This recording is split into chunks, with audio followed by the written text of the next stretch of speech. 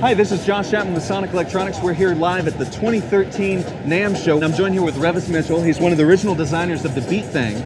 What's up? You got your boy Dyreck, aka Native Shades, reminding you to hit that like and subscribe button, because we're going to be talking about the Beat Thang. What had happened was the Beat Thang. Now, the Beat Thang came out around 2009, and the Beat Thang actually had a lot of promise when it came out. I think the problem with the Beat Thang was a lot of companies were going away from the traditional drum sampler kind of products. They were going more towards the machines, the MPC Wrens. So they was kind of stepping away from the drum sampler way of making music, and they were going more towards the MIDI controller way of making music. You got to remember, this was a time where apps like Battery, Geist, Poise, those apps, people was using them along with their DAWs, and they was banging it out. They were making bangers. And this happens to be the time when the Beat Thang decides to drop the Beat Thang. And I think it was just bad timing. Another problem with the Beat Thang was the marketing. I don't think the marketing was on point. You know, every time you looked at a Beat Thang video from like back in those times and stuff, when you looked at the Beat Thang video, it always have some hip hop guy with his hat to the side or backwards, and he's like, yo bro, I'm making a beat on the Beat Thang. Yo man, I got this Beat Thang here. And it's kind of like, you know, it was marketed so hard on just banging out beats, when I think the product itself was capable of much more. It had great effects on the machine. It had a great sequencer, so you can do much more than just, you know, making a beat on it. I think it had much more potential than just banging out a beat on the Beat Thang. You know what I mean? Another thing about the Beat Thang that I think hurt it was the name, the Beat Thang.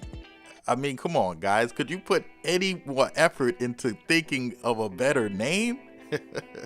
It sounds like some old 70s pimps from them blaxploitation movies, you know, like Dolomite and the Mac and all that stuff. It sounded like they was chilling and saying, hey, man, I'm going to come out with a drum machine. Oh, what you going to name that sucker, Slim? I'm going to name it the Beat Thang. Oh, okay, that's solid. Right on. You know what I mean? It sounded like that kind of, you know, that kind of scenario. I'm like, come on, guys. If they was to name it the B46 300, we probably would still be banging beats out on the Beat Thang today. A lot of people didn't like the color scheme of the Beat Thang. It was kind of like a darkish blue, and it glowed in the dark. And if you look at those comments back then, everybody was like, yo man, this is a toy, man. This is a toy. This thing glows in the dark. This looks like something I brought at Toys R Us or KB Toy Store. I don't know if y'all remember that, but these were the comments that was going on back then about the Beat Thang. It was just receiving a lot of hate. You know, another thing that they hated was the price. When the Beat Thang came out, it was $1,400, I think, and that's a lot of money. And because it's understandable, I mean, the machine actually does give you a lot of features, but that price for something of that size, I think it just didn't resonate right with everybody. They was just like, why, you know, for $300 more I can get an MPC 2500. Why am I gonna spend this much on the Beat Thang? Why am I gonna spend $1,400 on the Beat Thang? You know what I'm saying? The MPC 500 was like $600, $500. I mean, if the Beat Thang changed its price to about $600, I think that it would have been much better. I think they would have gotten a better reception. Now, with all that was supposedly wrong with the Beat Thang, the Beat Thang was actually an impressive sampler. This was actually a very capable machine. Okay, you got to understand, the Beat Thang in itself was a truly portable machine. Like, it had a battery in it, and you can actually get away from the computer, unplug the joint, And you know, it was a true standalone. Make a beat and do your production truly standalone. The Beat Thing had a plugin called Beat Thing Virtual, where you can actually control, you can do everything you can do on the Beat Thing, you can do it on the plugin, and you can use the hardware as a controller to the plugin, you know, so it had kind of like a machine thing going on back then. And the plugin, you can use it with other DAWs, like let's say if you was on Ableton or Pro Tools or something like that, you can use it alongside other DAWs. The Beat Thing had a cool looper effect on the unit itself. It was like a looper effect, a stutter effect that, you know, you can stutter and loop your effect real time. And it was just a dope effect.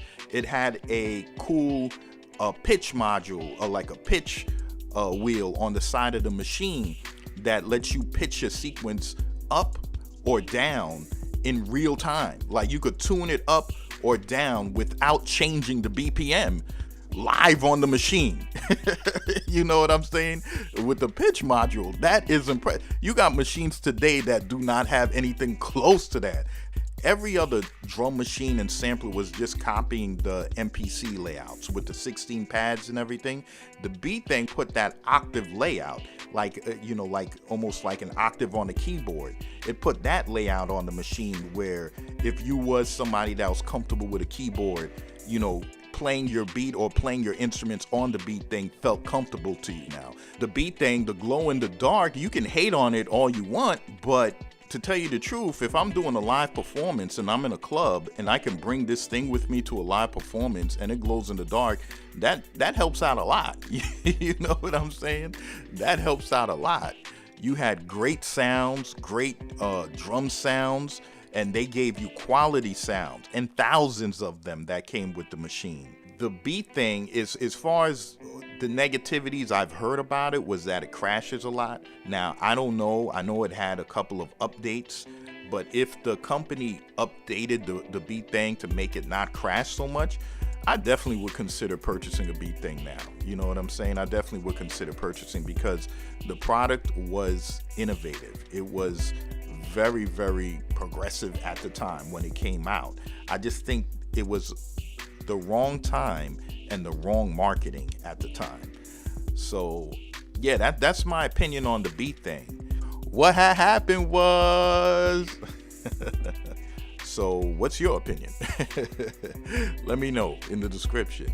This is your boy Dyreck, aka Native Shades, reminding you to like and subscribe, and I'm signing off.